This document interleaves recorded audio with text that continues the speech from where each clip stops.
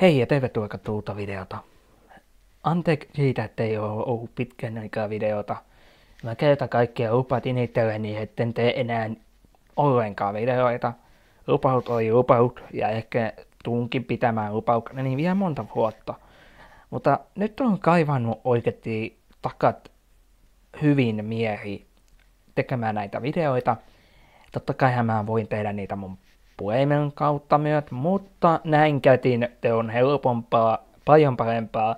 Ja te näette oikeasti, mitä mä istun. Mä en ole tätä pöydälläni niin kuin yöntä, vaan mä oon mun tuolilla.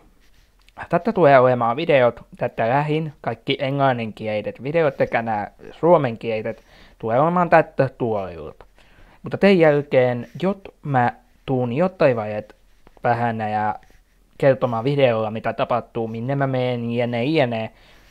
Tämä tulee mukaan, tai mä teen videot mun puhelimella ja uppaan ne sinne nettiin.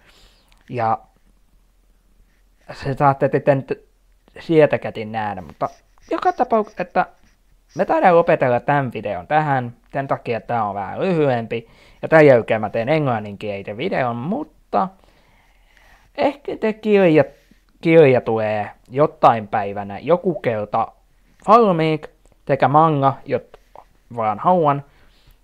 Videoiden puutteetta niitä varmaan tulee vielä. Ja joo, on aikomus, että päättää eroon tätä ottasukatta. Tää on vähän ärsyttävä, että jos oit jollain tavalla näin, niin oit paljon parempi.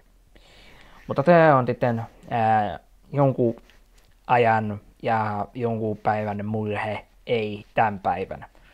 Joten joo, jos tykkäät tätäkin videota ja haluat enemmän videoita näin juttelumieltä tai jotain ihan muualta, niin tykkää ihmettä tätäkin videota, tilaa kanava, jne ja niin eteenpäin.